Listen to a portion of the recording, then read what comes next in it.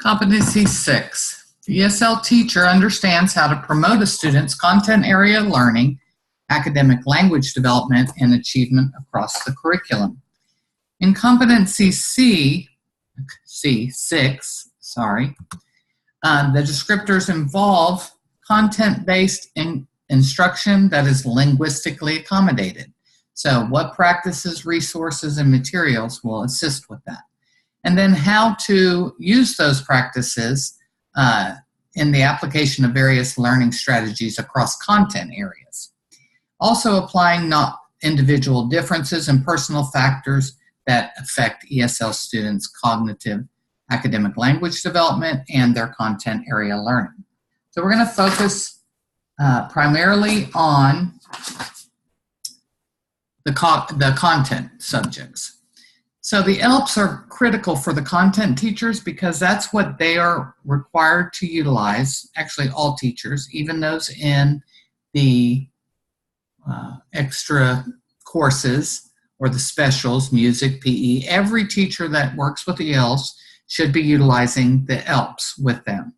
They contain those skills that are needed for students to develop language and therefore to succeed academically. So in listening, this sounds kind of simplistic, but some examples of listening include listening to the teacher delivering a lesson, listening to other students in class or in discussions, and listening in terms of like TV, radio, video, or other media. Speaking includes presenting orally to the class, to a small group or individual. It can include reciting, discussing, explaining, describing, justifying, and elaborating. So it could include debate, any number of things. It also has students participating in group activities where discussion and conversations are used to complete some kind of project or task. In reading, we want to remember that not only is reading text, but it could be interpreting and using graphic sources such as maps, timelines, tables. It includes summarizing, recording, and organizing information from a variety of materials. Students can write in a multitude of activities.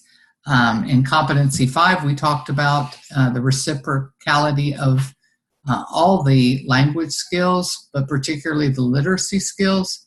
And we talked about how each content teacher is really a reading teacher for the type of material that's covered in their core content area. But that also is true for writing.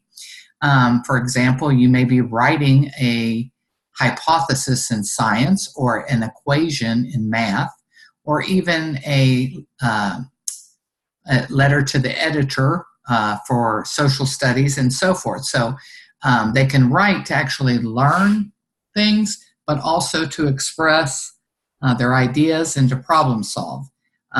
They can use graphic organizers. For a beginning ELL, completing a graphic organizer could be their writing assignment, because at that level of writing, they're using single words, responses, and so forth.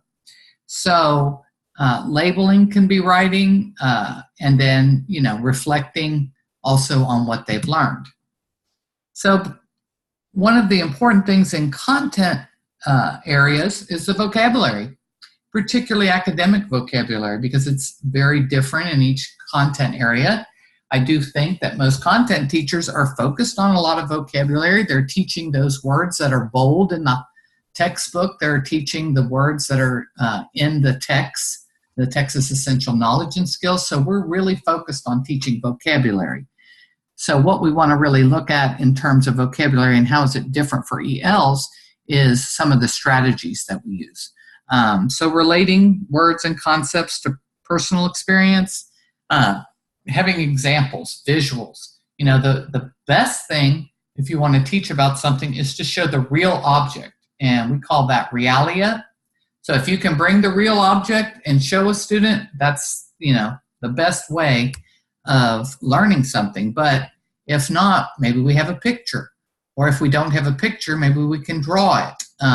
So any kind of examples. Obviously, modeling behavior, using prompts, using less complex language, highlighting vocabulary, grouping words, types of words together. One example is using a closed passage. And that's one way I encourage teachers to assess students, is maybe have the students use a closed passage to fill in the blank. And with your really limited ELs, you could even provide a word bank. As they get more proficient, you may take away the word bank. And of course, eventually they'll be able to maybe write a paragraph answer or a couple sentences and so forth. But it's very crucial, and you use these with all students, but that you pay special attention to how you can really assist the EL. So here's one example of Frere model. You can change this. Sometimes people will put the word in the native language as one of the boxes. You can do examples and non-examples. Be careful with that, in that you want a non-example that is really like the opposite of the example. For example, the word you use, let's say it was democracy. You don't want as a non-example a dog, or something that doesn't really relate. You want something the opposite of democracy. So it might be a dictatorship, So sometimes people use, synonym and antonym, or you may have one of the boxes have a sentence, use it in a sentence. The Frere model takes time, but it's very effective. And some of these strategies you really want to use with words that are not tangible or not concrete. Words like freedom, or conceptual words that are more difficult. Because the more basic a word is, a concrete example, you can pretty much show a picture or an example and they understand. But these more thematic type terms lend themselves well to a Frere model or some of these others. Another thing that's helpful is cognates and root words. Cognates are words that look similar or sound similar, or sometimes they look similar but don't sound similar in different languages, and we'll talk more about that. And then dramatizing or acting out different words. That's also helpful. And one of the most helpful things is having the students do it themselves. I've seen algebra teachers use students' arms to define slope and different things. So having students dramatize or act out certain words will certainly help them remember. Okay. Main thing is using meaningful and relevant activities. That's going to help students most. What types of academic language are there? There's content specific, and those would be things like mitosis in biology, algorithm in math, manifest destiny in social studies. That means the word doesn't really come up often or have any use in another content. And I think that our content teachers spend a lot of time on these words and do a very good job of teaching these words. It's the general academic words that are difficult, really, because it's no one person's specific job to teach those. They may come up in your discipline, but they're not really content specific. And those are words like investigate. Many times they're the verbs in the student expectations. Defend, debate, evaluate, okay? So these are words that the students struggle with, but nobody's really necessarily teaching that as a vocabulary word. So, and then there's signal words or transitional words like because, first, however. Those words, particularly like nevertheless or therefore, there's not really a definition, but it is a signal word to signify that something is coming.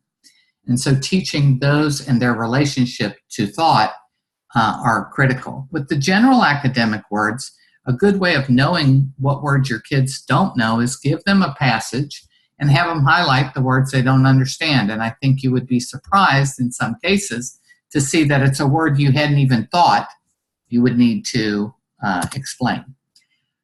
Language objectives. In the ELPS, they recommend having content and language objectives, and so I want to spend a little bit of time explaining what that is.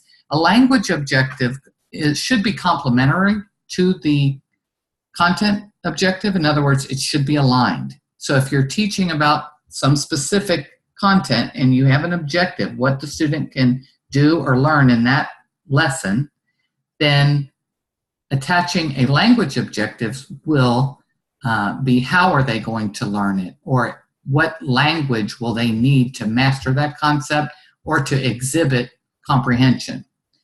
It should be stated clearly and simply, just like a content objective, and it should show that they understand. So an example, and typically we target one language domain, listening, speaking, reading, or writing, but as we've said before, many times those are integrated in our activities, but we'll focus on one language domain. Even having a language objective for all students is helpful, even the non-ELs. It encourages them to be working in the content academic language. And many times it's helpful for all our students. But with the language objectives, you may have to alter your expectation of what you'll receive from the student based on their proficiency level. So you may expect something from a beginning student, but something a little bit more for, say, your advanced student. Here's one example. It's an old tech about scientific discoveries. I'll give you a minute to read that and to read the content objective. And in this case, we have 2 language objectives.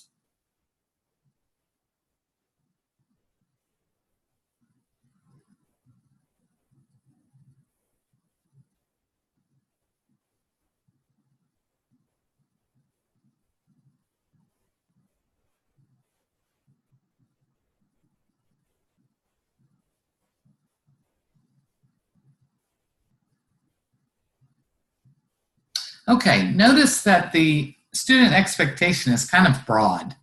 I would hope that in more classes that the content objective is a little more narrow of what they're going to really do that day, but given this expectation, you can see that the content objective has narrowed it down into explaining the discovery and development of oil into fuel has affected the economic development of the United States. So that takes one piece of the student expectation and makes it that content objective for the day. Then how would students show that they've mastered that or that they're able to do that? The first one says discuss, okay? And then it makes it personal to them. Discuss would be speaking, okay? And then the second is work with a partner and write, okay? So that would be for writing. You wouldn't have to do 2 language objectives, but many times, even if you did only the second one, let's say you had them work with a partner, write their thoughts, and then share. Okay, when they share, they'll be speaking, right? They'll be sharing or reading or whatever with their partner, what they put. So many times it's there. So I recommend you focus with one. And honestly, it's much easier to have your language objectives be either speaking or writing because that's observable. It's expressive and productive. So starting out, I typically would recommend using speaking and writing so that you're able to observe whether the student truly understood the content. And that's the purpose of a language objective. Another helpful tool is a sentence stem. Sentence stems or question stems or sentence starters, sometimes they call them, have to do with providing a framework for the student to respond. So like a beginning intermediate student may need the words to express what they've learned. They may have been listening, they may even have the concept, but they may not be able to verbalize that with you, whether it be orally or in writing. So giving this sentence stem, my family needs gasoline to blank, helps them. And if the student can answer that, then you know they had a discussion about how would not having gasoline impact their family, and it relates to that. With a more advanced proficiency student, you may either not use a sentence stem because they don't need it, or it may be a more complex sentence. For example, if my family didn't have any gasoline, the impact would be blank, okay? Either way, that's a way for you to determine, did they really understand, what the discussion was about. Root words can be Latin or Greek, but they are helpful in the content areas and to make connections across content areas. So it's very important to work with these in terms of vocabulary. Math itself has its own vocabulary, as do most content areas, but some of the math terms are really difficult. ELs may do well in math, particularly in computation, because it's pretty straightforward, but with word problems and written equations, they can be very difficult. For example, using cardinal numbers, fractions, and so forth, and the way that we say those. So like quotient, denominator, least common multiple, and exponent, those are very specific within math. But then we have other structures like greater than or less than, 3 times as many as, or is added to, that are different ways to say, addition or subtraction and so forth, that could be confusing. We have multiple meaning words. This goes for all content areas, but in math, we have table, square, and power as an example. There's many meanings for the word table in different contexts. We have the table, a physical table, and that's what most ELs will think. We have a table in terms of the periodic table, or a table that you make to show data. We also have in social studies, maybe we have tabled that discussion, or the Senate has tabled that bill, or to put something aside. The water table is another meaning. So there's just lots of different things. So usually the EL defaults to the most basic meaning, but making those connections will be helpful for them. Your practice questions are in competency 6, number 7, 9, 31, and 37. And please do those questions. And then if you need to see the rationale, we have also provided that. There's an additional practice question here. Take a look at this. Learners in Ms. Horton's high school math class frequently explore mathematical concepts in small groups, working on learner-generated math problems that have a variety of possible correct answers. The approach is most likely to foster learning among ESL learners by A, breaking down concepts into discrete parts that are easy for learners to comprehend, B, providing learners with ample opportunity for individual skill practice, C, giving learners opportunities to develop and use critical thinking skills, D, allowing carefully structured knowledge to be transferred directly from teacher to learner. Now, some of these are good practices, but they don't answer the question. So my recommendation when you're working with these questions is to eliminate anything that doesn't apply to the question. So we're talking about learner-generated math problems in small groups, okay, with a variety of possible correct answers. That makes me think of critical thinking, okay? So while breaking down concepts into discrete parts would be helpful for ELs to help them comprehend, it doesn't apply to this question. So I'm going to eliminate that.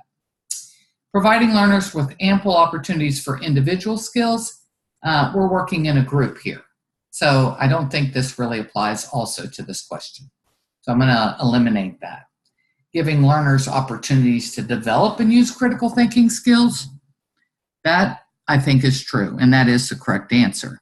But if I wanted to look at D, just to be sure, I would know that that's not the correct answer, since carefully structured knowledge transferred directly from teacher to learner is not necessarily what this question is about.